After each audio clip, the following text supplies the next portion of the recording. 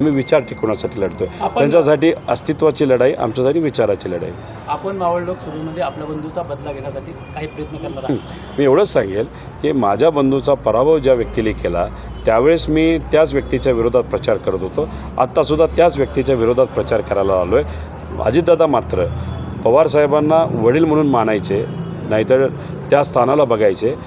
साहेबांना म्हणजे वडिलाला सोडून ते आता भाजपबरोबर साम्राज्य टिकवण्यासाठी आणि कारवाई थांबवण्यासाठी गेलेले आहेत। आणि इथं ज्या व्यक्तीने मुलाचा पराभव केला त्याच व्यक्तीचा फॉर्म भरण्यासाठी अजितदादा येत असतील तर अजितदादा किती हतबल झालेत हे आपल्याला बघायला मिळते। पण मी पार्थला एवढंच सांगेल की त्यावेळेसुद्धा तुझ्या प्रचारासाठी आम्ही सर्वजण होतो।